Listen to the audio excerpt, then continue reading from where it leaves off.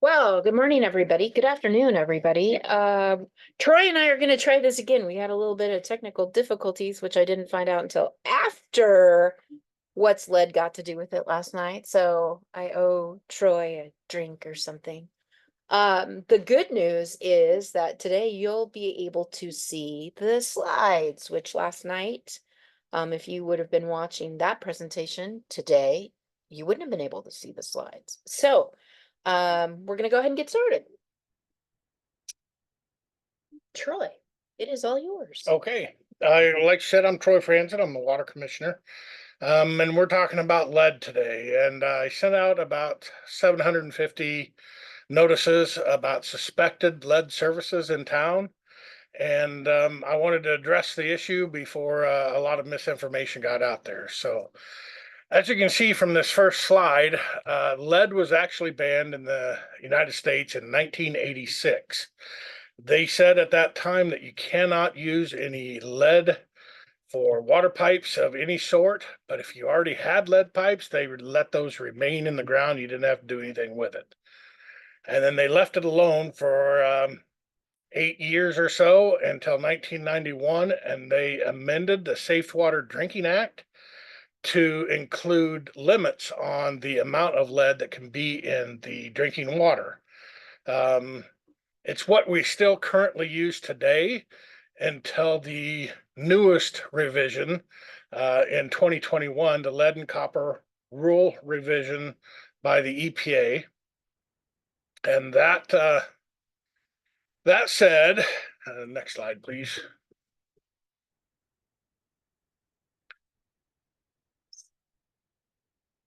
Maybe. Okay, that works. The new rule revision just kind of updates some of the previous rules that had in place. They lowered the trigger limit of 10 micrograms per liter. It used to be, what it currently is, was 15 micrograms per liter. So they lowered the limit just a little bit. They are requiring lead service line replacements when they exceed the trigger level. So if we exceed that 10 micrograms per liter, they require us to put a plan in place to replace a certain amount of lead service lines every year.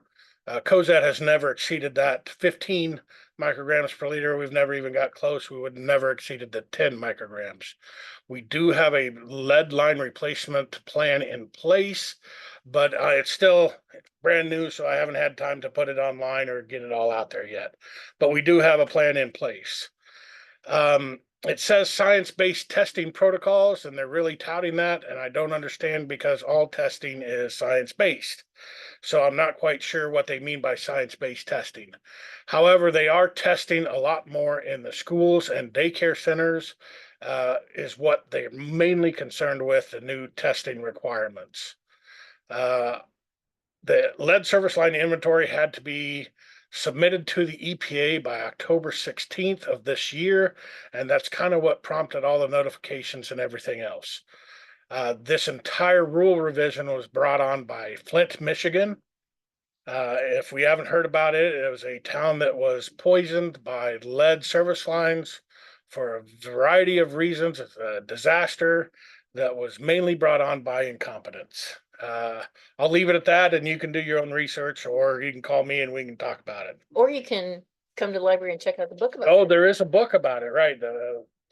I forgot Poison City. The Poison City, and I'm reading that book now, so I'll be able to tell you all about it when I'm done. Why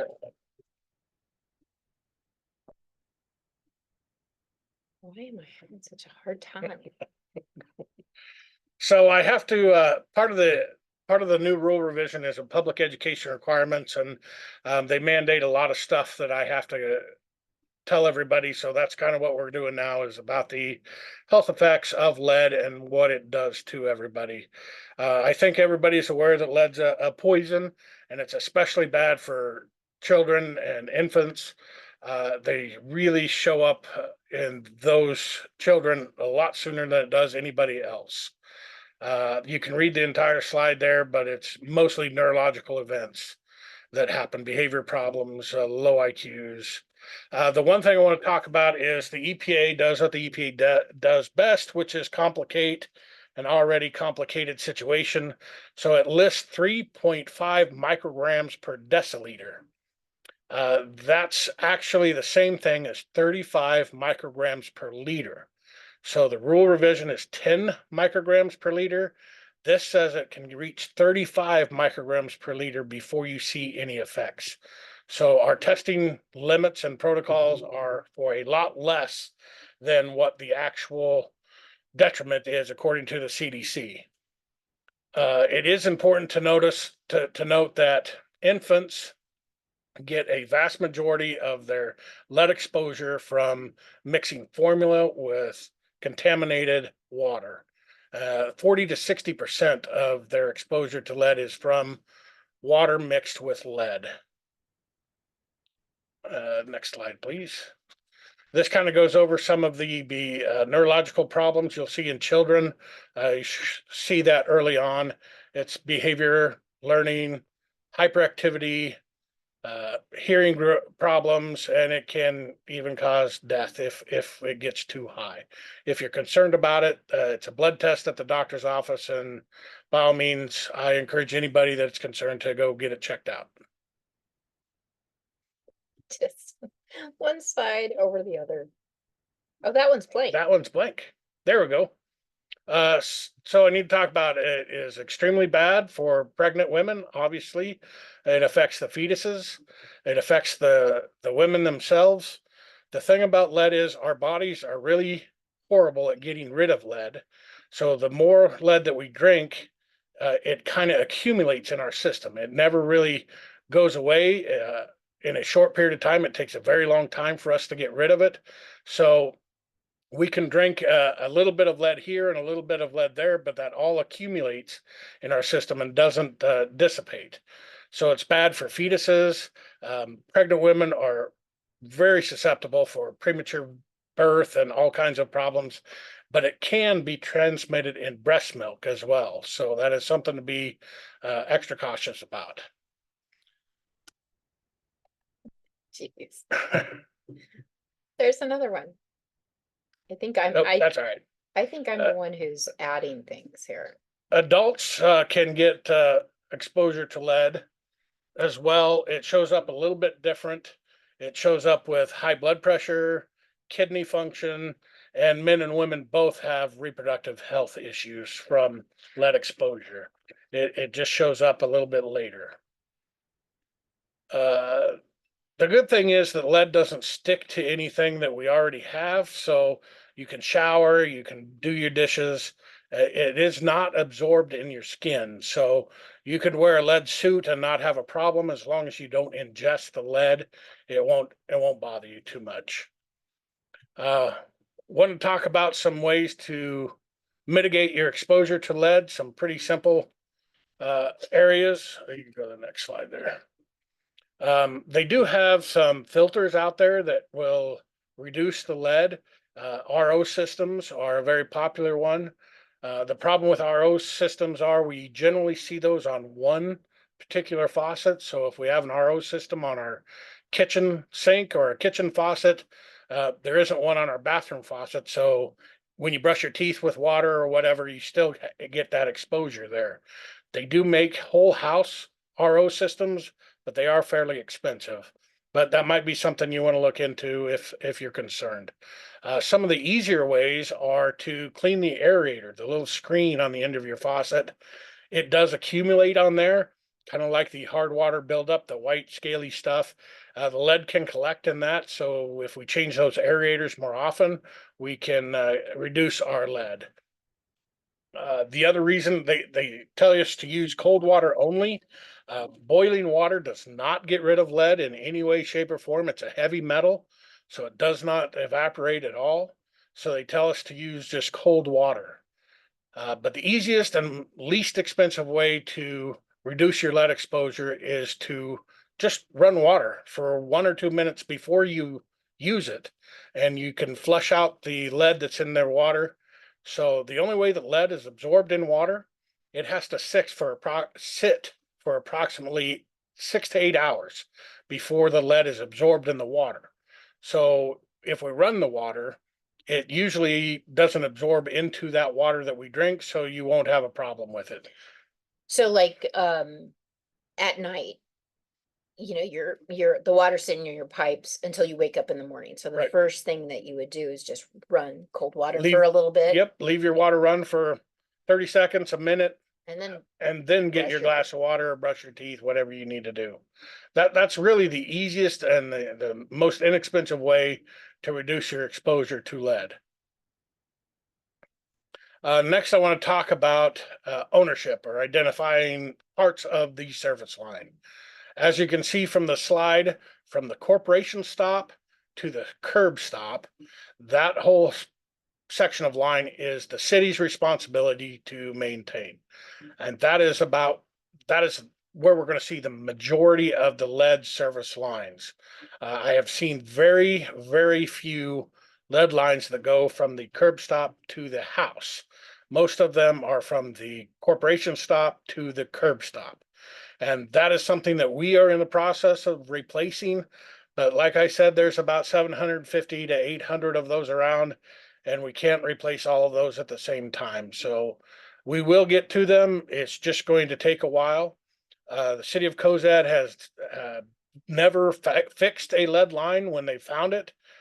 We replaced them all, so we never patch them or re, uh, fix them. We always replace the lead lines. The one thing I want to say is that we replace several lead lines every year, and generally has never been a problem with the lead replacement. The only issue that we've ever had is not knowing that those were lead to begin with. So the only way to know for sure is to dig it up. And what we normally do is dig up at the curb stop so we can identify both sides of that curb stop to see whose service line is made of what material. But you have a plan. We do have a So you're plan. not just digging them up to Right. dig them up. And you have been replacing them for 10 years, I think you said last Yes. night. So Yes. every year you replace maybe 4 or 5. Yes, depending on how many leaks we have and other services, other issues that we have. But my goal is to replace a minimum of 4 lead service lines every year. Yeah. So if for no other reason, we'll replace that service line just because it's lead. Okay. But we also run into a lot of leaks and everything else, so we're replacing more than just that every year. Yes, and so when you replace that line, if you find that it's lead, you have a conversation right then with the homeowners. homeowner. Mhm. Yeah, And it's possible that maybe your side, the city side is lead, but the homeowners is not lead. that's likely. That is more than likely. I have several examples of what pipe materials can be. They can be plastic, they can be copper. I've seen 1 or 2 galvanized service lines. Uh, Galvanized service lines are something that also qualifies as a replacement. But the problem is most of the galvanized service lines in Cozad have already been replaced. Our soil is not conductive to burying galvanized pipes. So if they were in the ground for 5 years, they're full of holes and they've been replaced multiple times already. The one thing that I will say is I cannot speak for the plumbing inside the house. So even if the service line and the uh, both sides of the curb stop have been replaced, if there's galvanized pipes inside the house, those still can collect lead. It kind of collects on the inside, kind of like the white scaly stuff. It collects that on the inside of galvanized pipes. So there is, if you have galvanized plumbing, it would probably be worth getting it tested to see what your levels are. But if you have copper or plastic, which are most houses, you don't have that concern about the collection. Um, Copper is sometimes an issue because they had lead-based solder. So they stuck the joints together with a lead-based solder. So if your water sits in the house for 6 or 8 hours, it can absorb the lead from those solder joints. They used to make brass faucets with a percentage of lead in them. So there are some of the older faucets, if you still have those around, those could have lead in them. And that might be something to look at, maybe replacing a faucet or two. if you have any questions about what qualifies as lead and what doesn't, I would direct you to the EPA's website. There is a tremendous amount of information on this site, and you can get 90% of your questions answered on this site. It does have a lot of information, so it's easy to get confused or to get lost in it. But if you can't find your answer there, you're more than welcome to give me a call at my office, and I can help you figure out a good answer for your problem. These are the different types of pipe materials that I was talking about. So the lead is the first one there, and it has a dull gray color, and it's very thick and very heavy. Uh, the other one is galvanized. It is a silvery color, but it looks a little different. The easiest way to tell the difference is a magnet. A magnet will stick to galvanized pipe, and it will not stick to lead pipe. So that's the easiest way to tell the difference between those two. And obviously the copper and the plastic look different from either the lead or galvanized, so those are both a little easier to tell the difference. There again, I'd say the copper pipe, the only thing you'd be concerned about is the solder joints because there was lead solder. But the plastic pipe, we really have very little to worry about. This is our water testing that we do every year. So the water testing in Cozad is done every week. So we test the water every week in Cozad, and then we test multiple different parameters during the month. So our water, this sheet right here explains all of the test results on the next page about what testing we've done and how many violations we've had. It shows every test that we did out throughout the entire year. Do you want me to go to the next Yes, page? please. It's kind of confusing. There's a lot of numbers on here, but you can see the lead is at the top of the page. Right now, the requirement is we test for lead every 3 years unless the action level is exceeded. So unless we go over that 15 parts per billion, we only test every 3 years. And we've never had a problem with that. As you can see, our highest level was 1.16 in 2023. I will be posting 2024's results when they come out in late February, early March. But that's pretty much all of their test results. So we will be testing for lead again in 25. And currently, the testing procedure is we have to test randomized people in town, about 25 of them that we know have lead service lines. So then we test about 10 to 15 people that we know have copper lines, and we send all of those off to the lab to get tested. I'm Did I just miss trying, anything? well, I'm just trying to think, what did we talk about last night? We talked about a lot of stuff, but We did. I'll explain Oh, we parts per talked million. about, where do you test? So we have a entire sample site that has to be submitted to the state. We have 5 zones and 5 sample sites in each zone, and every week we test a different zone. The state mandates what zone and what site that we test at every week. So we we never know which test site we're going to be at every week until we get the sample kit from the lab. So this is one question I didn't ask last night. Do you sample water, say, at Cozad Childcare or at the school? Test them? some sample sites are at the schools and at the childcare facilities. That's not something that we specifically go for, but it is on our site plan that we have to give to the state. So there again, I'm not sure that it's kind of a double blind deal. We have zones A, B, C, D, and E, and sites 1 through 5 in each zone. And the state sends us take site zone B, site 4.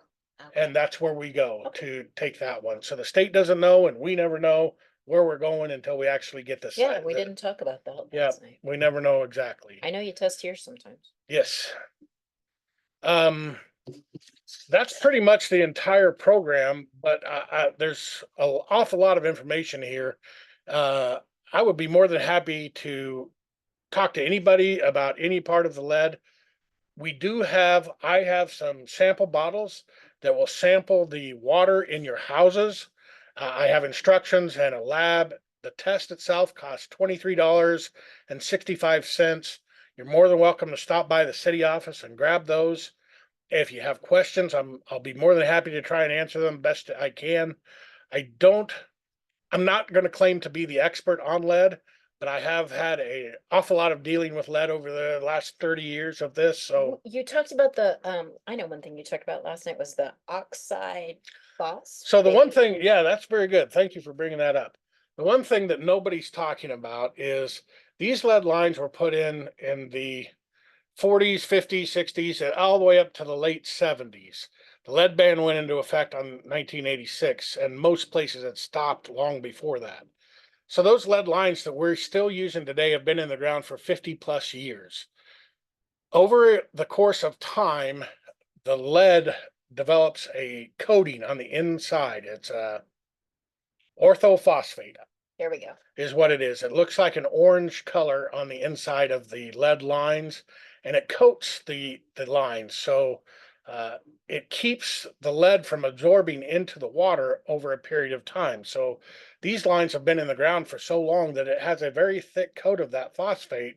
So the lead is not being absorbed into the water today. And that's why you don't mess with the pipes. That's why we don't mess with the pipes, and that's why we're not replacing them all at the same time, because not all of these are going to be a problem. I mean, most people have lived in their houses for a long time, have never even known they have a lead service because they don't have any problems with it. And this is why. And the coating is the The reason. coating is why. Now, when we mess with the lead pipes, and this is why we replace them all, once you start messing with them, you create fractures or can disturb that coating, and then we can end up with lead again. So that's why we replace them when we find them, because we don't want to take that chance that we could damage them or mess with them to mess with that coating. And in Flint, Michigan's case, it was because they had gotten their water and they had gotten their water from Detroit, if I remember Right. saying, which was one pH level, and then decided to get their water from a river and treat that, but it was a different pH level. And when you start dealing with different pH levels, that can also eat that coating, It ate the correct? coating away. And the problem with Flint, Michigan had a much more serious problem than we do here. They have actual lead water mains. So the mains themselves were made of lead. So once the new pH ate away that phosphate coating, the lead then became a much bigger concern, and it absorbed into water at a much faster rate. And that's what made everybody sick. Yeah. And that was the problem with Flint, Michigan. We are fortunate here that the water that we have that we pump out of the ground is a very consistent pH level. That's something that we do measure. We don't measure it every day, but we measure it on a regular basis, and it varies little. Very little does it change. So that really isn't a huge concern. And that's the one thing that I want everybody to understand about the lead service lines. These have been in the ground for many, many, many years and have caused very few problems. I don't want people to panic and think that they're going to get sick all of a sudden because we notified you that you have a lead line. Well, that was the other thing you talked about is how did you know if their lines were lead And or that not? was an extreme challenge to try and figure out. There isn't records from 40 years ago what plumber put in what service line. So we kind of went through and the 20, 30 years of experience of all the water personnel, and we have fixed about one service on every block. And if that one was lead, then we can assume all the houses that are built around that time frame are also lead if they haven't ever been changed. We can see that they've been changed from patches in the concrete or talking to homeowners. So a lot of these, I can't prove that they are lead, but I suspect they are. So I have to put them down as lead. So people got letters if you even suspected, if it was unknown, you marked it as lead just to be on the cautious side. That's just to be safe than sorry. So So that's what the other thing people should know. If they got this letter, it's not saying that absolutely their lines are lead. It's saying that it's a possibility. yes, it's a possibility. And the only way to know for sure is to dig it up. And we've And already talked I about don't you want to don't go just dig it up right. if you don't know for sure. Right. However, we are going to be replacing more and more lead lines, and everybody will see. I'm not sure where everybody's going to fall on the list because I haven't really figured out where we're going to start first. I know we're gonna plan on doing at least 4 every year on top of what we already do, which is about So 4. we did not talk about this last night, but is it in your plan, do you think that like, let's say you start on Meridian, are you just gonna just start on Meridian, go all the way to 24th Street and then go to another street, or are you kind of gonna hop around? Probably town? going to hop around a little bit and try and get sections of town done, not necessarily streets or blocks done. Mhm. So we'll start in, say, the southwest corner of Quadrant. town, and we'll try and get all the lead lines out of that, and then we'll move to the northwest quadrant and kind of jump around that way versus streets per se. It's a lot easier for us to keep track of quadrants because that's how our water map is made up of. So it's easier for us to keep track of where we've been if we do it in quadrants and not entire streets. So the big takeaways are, if you got a letter, don't panic because that's not saying that you absolutely have lead. It's just saying there's a possibility. But we've also learned about the orthophosphate that because there are lead lines in Cozad, they've had years to build up this coating, which blocks the lead from the water. 3, you can test your water for around $25, and we talked about this last night. If you want to test different faucets, you can. Um, and 4, if you're concerned about your own health issues, you can ask your doctor to test you for lead. Did you talk about brass? I did talk a little bit about brass. So um, back when they first came out with brass faucets and brass fixtures, they used a percentage of lead in those brass because it made the brass easier to work with. It was more malleable and they could tool it a lot easier. But the EPA has dropped their definition of lead free. And so they've had to continuously retool and remake up the percentages in brass. So it used to be an 8% or less was considered lead free. Then it went to 2% or less was lead free, and now it's 0.2% is lead free. And if anybody's tried to buy brass fittings, that's why the brass fitting prices have jumped so dramatically. Is it's much harder to work with because they've got to mix the brass with uh, different materials, and that's why brass fittings are also kind of on this list. I really don't think that those are a huge concern unless you have really old brass fittings or brass fixtures.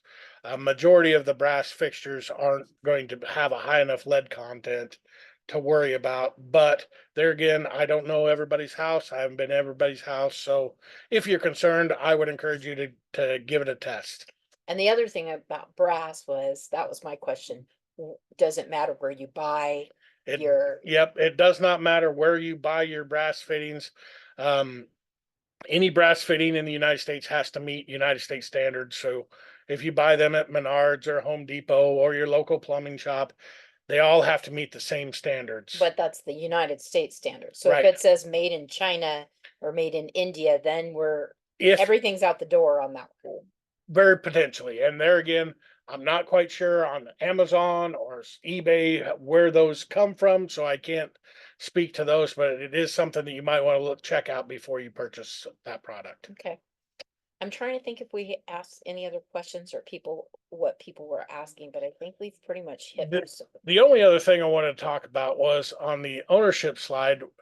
So the city's responsible from the corporation to the curb stop, and homeowners are responsible from the curb stop to the house. So um, There we go. from the curb stop to the house, that portion is generally the homeowner's responsibility, and cost on that can vary tremendously depending on the distance and what's in the way and what plumber you use. I don't really can't say a specific value, but I would say a $3,000 would be a round figure to use, but it would vary widely on all kinds of variables. Okay, we didn't talk about this last night. So people who are watching this, if they've gotten a letter, we know that there's a plan, but you don't know quite where you're going to start. it would probably be in the best interest of homeowners who have gotten letters to maybe just start socking some money away, uh, on the possibility that when you come to change that line, there's a possibility that the homeowner might need to change the line at the same Right. time. Right, and that's something that we won't be able to determine until we dig Right. up to replace your line. But if it's a concern, if it's a problem that we see that needs addressed, that is a conversation that we will have with you at that time and say, hey, this line is suspect. We really need to think about replacing this. And there are ways that we can do that. There's all kinds of ways that we can work through those issues, and everyone is going to be different, so it's hard to say. But at that particular time, we would discuss that with you and come up with a plan to fix it. Yeah, and I think that's really the other thing we need to let everybody know is you're trying to be proactive. The city of Yes, Cozad has been changing out lines for at least the last 10 years. There's a plan to keep doing that, but you can't do it all at once because of the cost. right, Obviously, if it would cost each homeowner approximately $3,000 and that was a smaller section, you can imagine what it's going to cost the city. right. That So, isn't including the street and all of right, the concrete right, to pour right, back. putting back. So Yeah, so this, I just want people to know that you're trying to be proactive. That's why you reached out to the library to say, "Hey, could I put this class on so people don't panic. correct. They just want to know what's going on." So I really appreciate you coming back because we had some I'm glad to technical do it. I'm glad difficulties. to do it. And I there again, I encourage everybody to give my office a call if you have questions. I will do the best to answer any questions anybody has. Hey, is there anything else you'd like to add? Boy, there's a lot of information, but I sure can't think of anything right now. They can always come see you. At any time. You share this video, tell Yes. your coffee group about the video, and we'll get it up as soon as we can. All right, so I'm gonna stop sharing this. There is your handsome face. Oh my goodness. People got to look at that. All right, we're gonna end that.